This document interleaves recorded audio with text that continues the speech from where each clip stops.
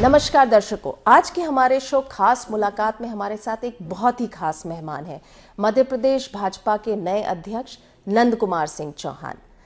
दर्शकों, मैं इनके बारे में आपको ये बताना चाहूँगी कि आज की दुनिया में, आज की जिस तरह का पॉलिटिकल माहौल है, जहाँ पे ब्रांडिंग को बहुत महत्व दिया जाता, उसमें चौहान साहब जो हैं अपनी सादगी के लिए जाने जाते हैं और उनका व्यवहार ऐसा है कि उनकी प्रतिद्वंदी भी उनके कार्यशैली के कारण उनको बहुत पसंद करते हैं।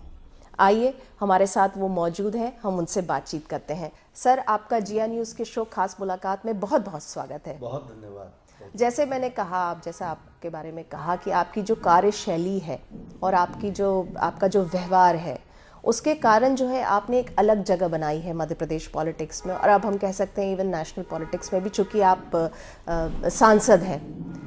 आप अगर हम जितने बाकी पॉलिटिशियंस की बात करें, उस हिसाब से आप बहुत सादगी में आप काम करते हैं और आपकी कार्यशैली ऐसी है, आपका व्यवहार ऐसा है कि आपकी प्रतिद्वंदी भी आपकी तारीफ करते नहीं थकते। जैसे अभी आपने जो कांग्रेस के प्रदेश अध्यक्ष है अरुण यादव जी को हराया है अभी लोकसभा चुनाव में खंडवा से, लेकिन जब उनसे भी बात होती तो वो कहते नहीं, कोई दिक्कत नहीं है, मैं अगर हारा तो मैं चौहान जी से हारा, कोई प्रॉब्लम नहीं है।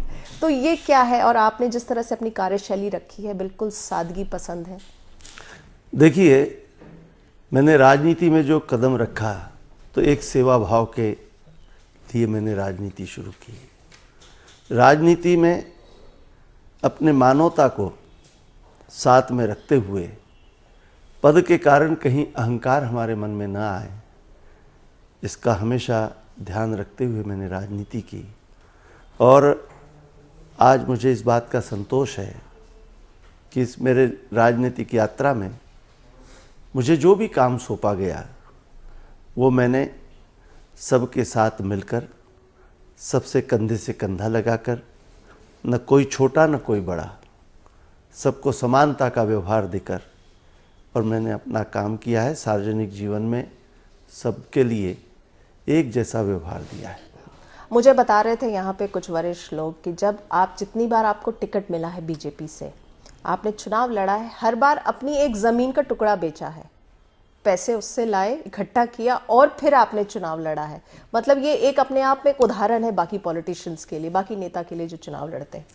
देखिए, राजनीति में चुनाव में जब हम आते हैं तो जो हमको सहयोग मिलता है, चंदा मिलता है, चुनाव के बाद उसके बाद भी कुछ लोगों का पैसा देना नेला रह जाता है। तो ऐसा हुआ है कि वो पैसा चुकाने के लिए मुझे कुछ बार ज़मीन भी बेचनी पड़ी। मैंने ज़मीन बेची, ज़मीर नहीं बेचा। जी, बहुत अच्छी बात कही। चलिए हम बात करते हैं, अभी आपको नया पदभार मिला है, प्रदेश अध्यक्ष आप नियुक्त हुए हैं।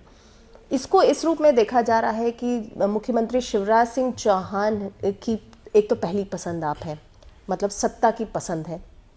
उसके बाद एक तरह से वो उनका हट था कि उनका कहना था, अब जिद था या हट था कि नहीं, अगर किसी को ये कुर्सी सौंपनी मिलनी चाहिए तो वो आप ही को मिलनी चाहिए। तो इसके पीछे क्या कारण रहा है? देखिए, जहाँ तक पसंद का सवाल है तो मैं मेरे पार्टी के सभी वरिष्ठ नेताओं की पसंद रहा हूँ। मेरे लिए सब ने अपनी ओर से सहमति दी है। शिवराज जी और मैं सामाजिक और राजनीतिक जीवन में बरसों से साथ में काम करते रहे हैं और उनका भी पूरा विश्वास और भरोसा मेरे प्रति, मेरे कार्यक्षमता के प्रति, पार्टी के और संगठन के लिए मेरी निष्ठा के प्रति वो भी विश्वस्त रहे हैं। उनको पूरा भरोसा रहा है कि मुझे जो भी काम सौंपा वो मैंने पूरी ईमानदारी और निष्ठा के साथ किया। पद से ज़्यादा अपनों का भरोसा ये बड़ी चीज़ होती है, ऐसा मैं मान के चलता हूँ। जी, अगर हम केंद्र में देखें तो प्रधानमंत्री नरेंद्र मोदी जी की पसंद है, केंद्र के अध्यक्ष अमित शाह जी। यहाँ पे अगर हम देखें, अगर हम मध्य प्रदेश की बात कर रहे हैं, स्टेट की बात कर रहे हैं, तो मुख्यमंत्री शिवराज सिंह चौहान जी की पसंद है, आप हैं। तो सत्ता जो है, सत्ता की पसंद से जो लोग हैं आज की तारीख में संगठन में काबिज हो रहे हैं, इस ट्रेंड को कैसे देखते हैं? देखिए, कहीं भी कोई भी राजनीतिक दल हो, वो सत्ता और संगठन में हमेशा समन्वय चाहेगा और केंद्र में भी वो समन्वय स्थापित हुआ है और मैं भी संगठन का व्यक्ति हूँ, तो मेरा भी ये धर्म है, मेरी ये जिम्मेदारी है कि प्रदेश में मेरे सरकार को मैं ताकत दूँ, क्योंकि सरकार ने प्रदेश में हमारा जनाधार बढ़ाया है। 10 साल मध्य प्रदेश में भाजपा की सरकार रही। शिवराज सिंह चौहान यहाँ के जननायक है, हमारे लोकप्रिय मुख्यमंत्री है। उनके लोकप्रियता का मेरे पार्टी को लाभ मिल रहा है, उनके जनता के बीच में उनके छवि का हमारे दल को लाभ मिल रहा है और उसके कारण हम लगातार तीसरी बार सत्ता में आए। तो ये मेरा धर्म है कि मैं उनकी सरकार को पूरा संरक्षण दूं, उनके साथ चलूं, मेरे संगठन को साथ लेके। ये किसी व्यक्ति का सवाल नहीं है। आज हमारी पार्टी जिस ऊंचाई तक पहुंची है, उसको वहां तक पहुंचाने में मेरे लाखों कार्यकर्ताओं का जितना परिश्रम है, मेरे संगठन की जितनी मेहनत है, उतना ही हमारे मुख्यमंत्री शिवराज सिंह चौहान की लोकप्रियता का हमको लाभ मिला जी। इससे पहले जो अध्यक्ष थे तोमर साहब, नरेंद्र सिंह तोमर जी, उनकी और शिवराज सर की जो ट्यूनिंग थी वो जग जाहिर थी, उनके बीच की केमिस्ट्री बहुत अच्छी थी। और उससे पहले जो प्रदेश अध्यक्ष थे प्रभात झा, उनके साथ बहुत कुछ पटरी जो थी या तालमेल अगर हम कहें तो सीएम की बहुत अच्छी नहीं थी, क्योंकि वो दोबारा एक बार और अध्यक्ष बनते बनते वो नहीं बन पाए। आपकी ट्यूनिंग बहुत अच्छी है, चाहे हम संगठन की बात करें, चाहे हम सीएम की बात करें। और जैसा मैंने कहा कि इससे पहले के जो अध्यक्ष थे नरेंद्र सिंह तोमर जी, उनसे भी ट्यूनिंग शिवराज जी की बहुत अच्छी थी। तो ये क्या केमिस्ट्री, ये ट्यूनिंग, ये क्या बहुत ज़रूरी है? देखिए, जहाँ तक मुख्यमंत्री का सवाल है, उनका सबसे अच्छा संपर्क रहा है, उनकी केमिस्ट्री सबके साथ अच्छी रही है। अब ये तो पार्टी तय करती है कि किसको किस भूमिका में रहना है। मेरा संगठन मेरा कप्तान है और मैं वो टीम का खिलाड़ी हूँ। तो ऐसे हमारे संगठन के तमाम लोगों को अलग अलग जिम्मेदारियाँ देती है। और जैसा कि मैंने कहा कि सत्ता और संगठन, इसका मजबूत समन्वय और तालमेल पार्टी के खातिर, पार्टी के विस्तार के खातिर, पार्टी के फैलाव के खातिर बहुत जरूरी है।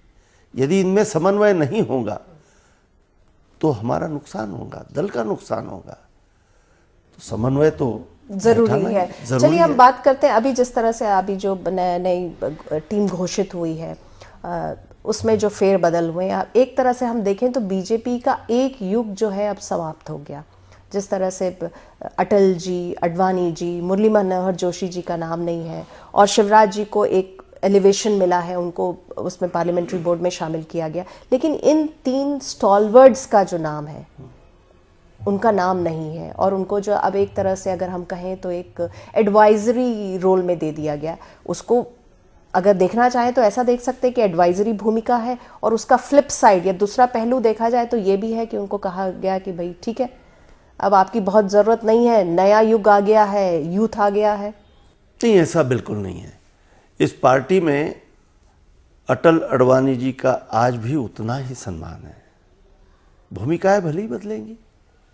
आज हमारे देश के जननायक नरेंद्र मोदी जी है, वो हमारे प्रधानमंत्री है, लेकिन पार्टी को इस ऊंचाई तक पहुंचाने में अटल अडवाणी जी के योगदान को ये पार्टी के कार्यकर्ता, ये देश कभी नहीं भुला पाएगा।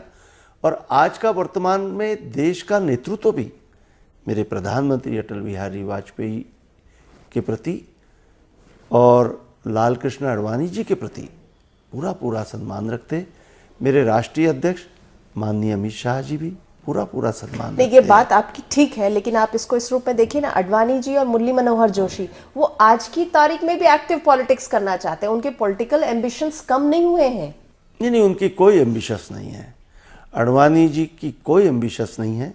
वो तो संगठन के साथ इतना तालमेल करके चलने वाले व्यक्ति है और समाज की नब्ज पर हाथ रखकर फैसला करने वाले व्यक्ति है। उन्होंने कभी भी पार्टी आगे बढ़े इसी का ध्यान रखा है और हमेशा वैसे ही निर्णय किए, और आज भी अटल अडवाणी जी हमारे मार्गदर्शक हैं। आप हालांकि आपके जवाब जो है वो डिप्लोमेटिक है, लेकिन जैसे अभी दिग्विजय सिंह जी का एक बयान आया था और कांग्रेस खेमे से जो बयान आ रहे हैं वो ये आ रहे हैं कि जो अच्छे दिन का जो स्लोगन था बीजेपी का, वो जो है प्रधानमंत्री मोदी जी और अमित शाह जी के लिए है कि उनके अच्छे दिन आ रहे हैं, क्योंकि वही हो रहा है आपकी पार्टी में जो वो दोनों चाह रहे हैं। नहीं, ऐसा बिल्कुल नहीं है। देखिए, समय के साथ भूमिकाएं पार्टी में बदलती है और आडवाणी जी, अटल जी, ये आज भी हमारे पार्टी के दिशा निर्देश देने वाले, पार्टी की रणनीति तय करने वाले लोग हैं। मार्गदर्शक का मतलब ही है। तो एक तरह से आपने उनको कह दिया ना कि चलिए आप साइड हो जाइए। नहीं, साइड हो जाइए बिल्कुल नहीं कहा है, कतई नहीं, कतई नहीं, कतई नहीं। हमारे यहाँ साइड होने का प्रश्न ही नहीं है। जिन्होंने पार्टी को इस ऊंचाई तक खड़ा किया वो उनके ही गाइडेंस में हम आगे बढ़ेंगे।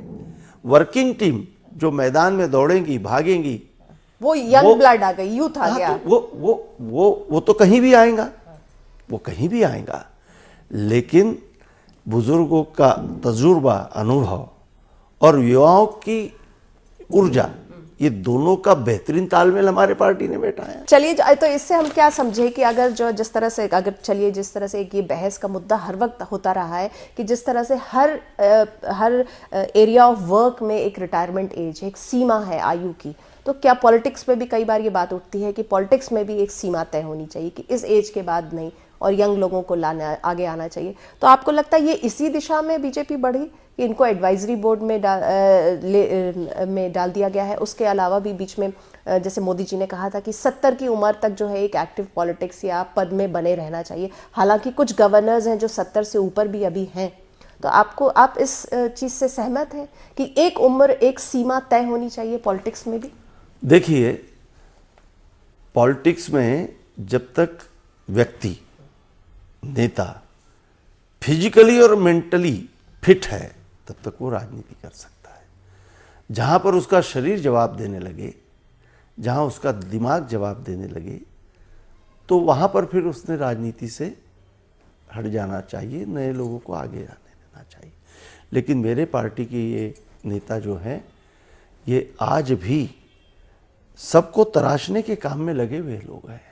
आडवाणी जी, अटल जी, इनकी महानता ही आज इस पार्टी को इस ऊंचाई तक लाई है।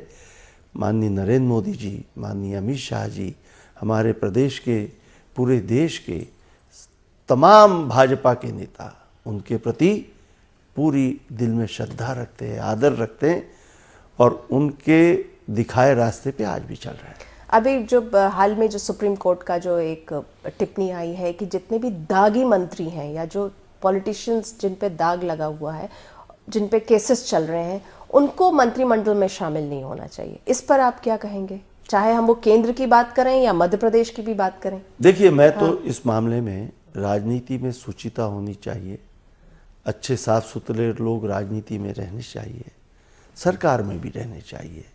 लेकिन पॉलिटिक्स का क्षेत्र ऐसा है कि यहाँ पर मुकदमा दर्ज हो जाना, इसलिए कोई गुनहगार हो गया, मैं इसके पक्ष में नहीं हूँ। मुकदमे तो एक दूसरे के खिलाफ सैकड़ों दर्ज हो जाते हैं, कई लोगों के ऊपर मुकदमे दर्ज होते हैं। लेकिन न्यायालय जब तक किसी को अपराधी नहीं कहता तब तक हम उसको दागी नहीं कह सकते। सिर्फ मुकदमे का दर्ज हो जाना और छोटे मोटे मामलों में कोई एफआईआर दर्ज हो गई तो उसको हम दागी कैसे कह सकते हैं? हाँ, न्यायालय ने यदि उसको अपराधी घोषित कर दिया हो, न्यायालय ने सजा दे दी हो, या कोई बहुत संगीन जघन्य अपराध का मुकदमा दर्ज हुआ हो, तो हम उसको दागी कहेंगे। अभी अमित शाह जी ने वहाँ पे केंद्र में कहा है कि जितने भी मिनिस्टर्स हैं उनको आके ऑफिस में, बीजेपी और कार्यालय में एक दिन देना चाहिए। क्या आप इस तरह का कोई, आपको लगता है ये कार्यप्रणाली सही है? क्या इसको मध्य प्रदेश में भी आप लागू करेंगे? देखिए, राष्ट्रीय परिप्रेक्ष्य के निर्णय कुछ अलग होते हैं, प्रादेशिक परिप्रेक्ष्य के निर्णय कुछ अलग होते हैं। देश बहुत बड़ा है। अमित शाह जी ने, मैं जहाँ तक समझता हूँ, वहाँ मंत्रियों को बीजेपी कार्यालय में आके बैठने का जो निर्णय किया है, उसके पीछे कारण यह है कि दिल्ली बहुत बड़ी है। दूर से आया हुआ इंसान एक मंत्री को मिलने के लिए भटकता फिरे और मंत्री उसको न मिले, तो ऐसी परिस्थिति को टालने के लिए वहाँ पर उन्होंने ये व्यवस्था दी। मेरा प्रदेश उतना बड़ा नहीं है और मेरे भोपाल की राजधानी भी इतनी बड़ी नहीं है, छोटी जगह है भोपाल। यहाँ आए हुए व्यक्ति को 1 घंटे में मंत्री से मुलाकात हो जाती है और आवश्यकता पड़ेगी तो हम हमारे किसी भी मंत्री को, क्योंकि वो भाजपा के कार्यकर्ता है, उस हैसियत से यहाँ बुलाएंगे, आवश्यकता पड़ने पे बुलाते भी हैं। जी, एक और बात यहाँ पे आपसे पूछना चाहूँगी। अभी इन दिनों आपको लग रहा है पॉलिटिक्स जिस डायरेक्शन पे जा रही है, क्या चिंता मन में आपको आती है? जैसे कि अभी इन दिनों हमने देखा कि जब प्राइम मिनिस्टर के कुछ प्रोग्राम्स थे जिसमें कि कांग्रेस के जो चीफ मिनिस्टर जब उनसे डैश शेयर कर रहे थे तो उनकी हूटिंग हुई थी। फिर इसके अगर हम देखें एक बदले के रूप में जब नरेंद्र सिंह तोमर जी पहुंचे वहां पे उनको काले झंडे दिखाए गए और बहुत अफरा तफरी का माहौल हो गया, लाठी चार्ज भी लगभग की स्थिति हो गई। तो ये पॉलिटिक्स किस डायरेक्शन में जा रही है? मतलब अगर प्राइम मिनिस्टर बीजेपी के हैं और कांग्रेस के चीफ मिनिस्टर्स हैं तो इस तरह का विरोधाभास, ये ऐसा कभी हमने पहले कभी नहीं देखा। कभी भी प्राइम मिनिस्टर ने अगर डैश शेयर किया चीफ मिनिस्टर के साथ तो कभी इस तरह की स्थिति नहीं हुई हूटिंग की, काले झंडे की। तो ये थोड़ा सा एक आपको इसमें देखिए, मैं जहाँ तक मेरा मानना है कि प्रधानमंत्री के साथ मुख्यमंत्री या कोई भी और मंत्री हो, वहाँ पर हूटिंग नहीं होनी चाहिए। ये लोकतांत्रिक व्यवस्था की दृष्टि से ठीक नहीं है। लेकिन ये प्लान नहीं था, जनता की तरफ से हूटिंग हुई, बड़ी संख्या में लोग पहले कभी नहीं हुई। आज से पहले भी आज कई बार की जो प्राइम परिस्थितियां मिनिस्टर हैं, ये वहां के हरियाणा के मुख्यमंत्री और झारखंड के मुख्यमंत्री, वहां के उनके कार्यशैली से जनता में उनके प्रति भारी आक्रोश है, भयंकर आक्रोश है। और वो उनका चेहरा देख के आक्रोश फूट पड़ा। ये कोई प्रायोजित नहीं था। और नरेंद्र जी के खिलाफ जो हुआ वो तो प्रायोजित था। तो वो तो अब तो ऐसा हो गया है ना माहौल कि अच्छा ठीक है अब हम बदला लेंगे, अब ये वाली स्थिति। तो ये उनका उच्छापन है। हाँ। नरेंद्र मोदी जी के बड़ी सभा में जहां पर ये हूटिंग हुई वो जनता में से स्वाभाविक रूप से हुई, वो प्लान नहीं थी, प्रायोजित नहीं थी। और आपका कहना है कि सोरेन ने जो किया वो प्रायोजित, तो प्रायोजित कहीं भी नहीं होना चाहिए, प्रायोजित कहीं भी नहीं होना चाहिए और किसी ने भी नहीं करना चाहिए। आपसे बातचीत हमारी फिर से जारी रहेगी। यहाँ समय हो गया है एक ब्रेक का। ब्रेक के बाद आप सबका एक बार फिर से स्वागत है। आइए हम अपनी बातचीत आगे बढ़ाते हैं मध्य प्रदेश के बीजेपी अध्यक्ष नंद कुमार सिंह चौहान जी से। सर, एक तो अभी उपचुनाव जो मध्य प्रदेश में 3 सीट में उपचुनाव हुए उसमें 2-1 का रहा स्कोर, अगर हम कहें तो क्या हार की समीक्षा करेंगे? जाहिर तौर पे आप करेंगे, जाहिर तौर पे करेंगे ही हार की समीक्षा करेंगे। हाँ। लेकिन इसमें हमने कुछ खोया नहीं है। हमारी पिछले चुनाव में ये 3 सीटों में से 2 हमारी थी और 1 कांग्रेस की थी। हम जो 2 सीटें जीते बहुत भारी बहुमत से जीते। एक 53,000 वोट से जीते, एक 27,500 वोट से जीते। बहौरीबंद विधानसभा भी हम पिछले चुनाव में जीते थे, वो चतुष्कोणीय संघर्ष में जीते थे। वो दुर्भाग्य से वो सीट बीजेपी की सीट नहीं रही है। मैं यहाँ पे बात करना चाहूँगी व्यापम की। व्यापम को लेके जो है, व्यापम मुद्दा जो रहा वो पिछले दिनों जो था, पिछले महीनों में बहुत छाया रहा, सुर्खियों में छाया रहा। और उसमें जिस तरह की जो बातें जो सामने आई, छन छन के बातें जो सामने आई जिस तरह से, उसमें है मुख्यमंत्री शिवराज सिंह चौहान, उनके परिजनों, उसके बाद संघ के लोगों पे, मतलब बहुत किसी भी अगर हम कहें तो सब शीर्ष नेताओं पे और वरिष्ठ पे मतलब उंगली उठी। क्या लगता है इससे कितना नुकसान हुआ है बीजेपी को और संघ को, खास करके जिस तरह से संघ के वरिष्ठ लोगों के ऊपर उंगली उठी? मैडम, मैं इस मामले में आपसे कहना चाहूँगा, जैसा आपने कहा कि छन छन के बहुत बातें आई, छन छन के बातें नहीं आई, बन बन के बातें आई है व्यापम में। और वो बन बन के आई हुई बातें भी जनता के सामने उघड़ गई। व्यापम कोई घोटाला नहीं है, कोई घोटाला नहीं है। मध्य प्रदेश में शिवराज सिंह जी चौहान के मुख्यमंत्री बनने के बाद लगभग 3.5 लाख नौकरियां व्यापम के माध्यम से हुई है। और इतने बड़े नियुक्तियों में, भर्ती में 300 के लगभग अनियमितताएं सामने आई। और वो भी अनियमितता एक इंदौर में मेडिकल के भर्ती को लेकर कुछ सामने आया। वहां के आईजी माहेश्वरी जी ने उस चीज को सामने लाया। मेरे मुख्यमंत्री ने, भाजपा के मुख्यमंत्री शिवराज सिंह जी चौहान ने उसके बाद माहेश्वरी को कहा कि तुम इसके गहराई में उतरो, बच्चों के भविष्य के साथ खिलवाड़ में बर्दाश्त नहीं करूंगा। हाँ। और गहराई में उतरने के बाद उसमें कुछ चीजें और जब सामने आई तो इसकी और जबरदस्त मजबूती से, पारदर्शिता के साथ जांच हो। इसलिए एसटीएफ का गठन हमारे मुख्यमंत्री ने किया, कोई कांग्रेसियों ने नहीं, तो बिल्कुल गठन सही किया। है। लेकिन आपको नहीं लगता आज की तारीख में जिस तरह से ये घोटाला सामने आया है, उसके बाद जो है मध्य प्रदेश के जो मेडिकल स्टूडेंट्स हैं उनके ऊपर एक प्रश्न चिन्ह तो लग गया है, इसका असर तो हुआ है? देखिए, असर जरूर हुआ है, लेकिन वो असर इतने बड़े व्यापक भर्तियों में, मैंने बताया 3.5 लाख भर्ती, उसमें 300 के करीब अनियमितता अभी तक सब खंगाल लेने के बाद, ढूंढ लेने के बाद लगभग 300 के आसपास की अनियमितताएं एसटीएफ के नजर में आई हैं, सारे जांच के नजर में आई हैं। लेकिन आपको नहीं लगता कि इस जो ये व्यापम से बहुत नुकसान हुआ है बीजेपी को, शिवराज सिंह चौहान की छवि को? कोई नुकसान नहीं हुआ। मेरे शिवराज सिंह चौहान, हमारे मुख्यमंत्री जी की छवि तो कुंदन की तरह और निखर के सामने आएंगी। जनता के सामने ये सच उजागर होने लगा है कि ये जो भी थोड़ा बहुत भी जो था, इसको हमारे मुख्यमंत्री ने एसटीएफ का गठन करके प्रभावी जांच करा के, उस जांच पर भी कांग्रेसियों ने सब कसरत करके देख ली। वो हाईकोर्ट गए, हाईकोर्ट ने एसटीएफ के द्वारा की गई जांच की पूरी समीक्षा की, गहराई से समीक्षा की, और हाईकोर्ट की बेंच ने ये जजमेंट दिया कि एसटीएफ की जो जांच है उसकी हम प्रशंसा करते हैं, बहुत सही दिशा में जांच हुई है। इसके अलावा और किसी प्रकार से दूसरे जांच एजेंसी को जांच देने की आवश्यकता नहीं। अभी जिस तरह से मुख्यमंत्री शिवराज सिंह चौहान जी को जो है पार्लियामेंट्री कमेटी में लिया गया है, जबकि अगर हम बात देखें तो रमन सिंह जी को नहीं लिया गया, वसुंधरा राजे जी को नहीं लिया गया, छत्तीसगढ़ और राजस्थान के मुख्यमंत्री हैं। आपको लगता है एक तरह से पार्टी ने ये संदेश देना चाहा है कि व्यापम घोटाले से कोई असर नहीं हुआ है मुख्यमंत्री की छवि पे? हुआ ही नहीं है, असर कोई हुआ ही नहीं है, और असर जैसी कोई घटना भी नहीं हो।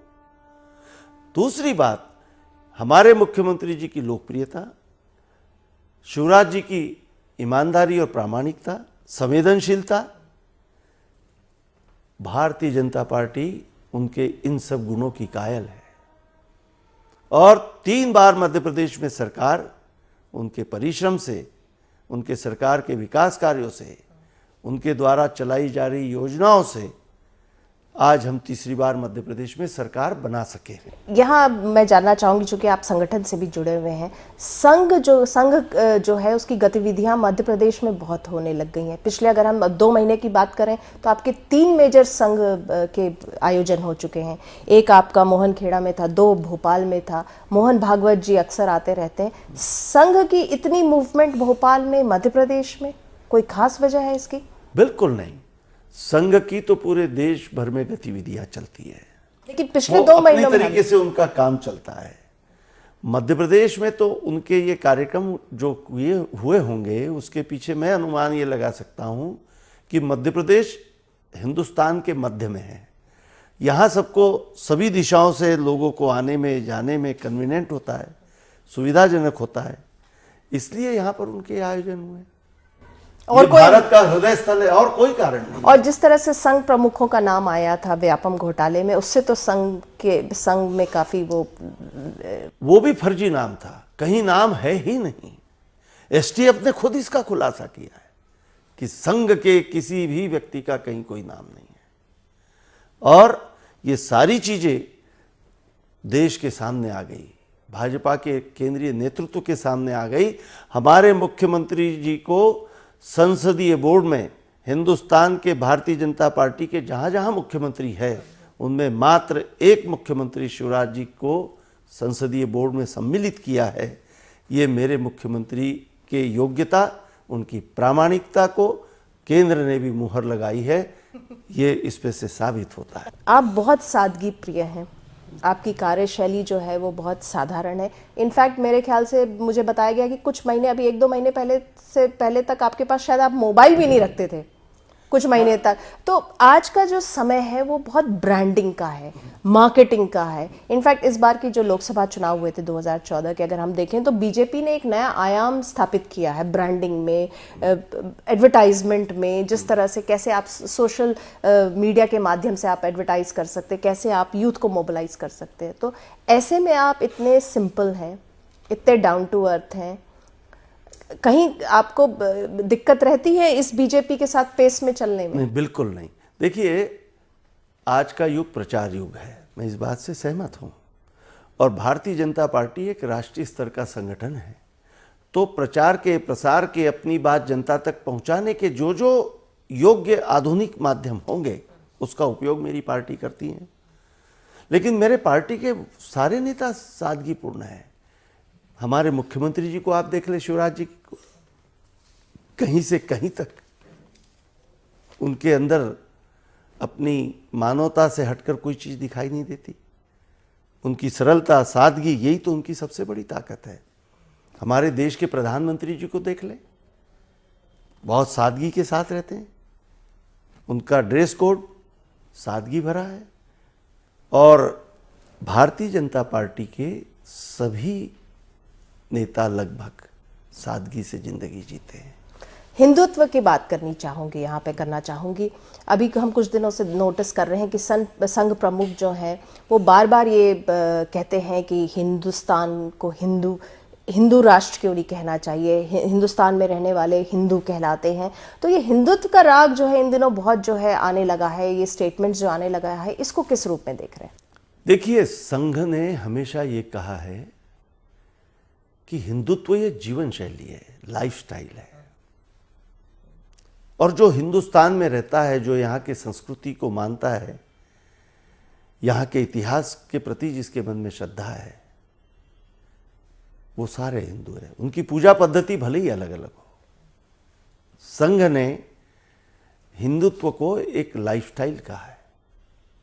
और सुप्रीम कोर्ट ने भी एक जजमेंट दिया है कि हिंदुत्व ये जीवन शैली है।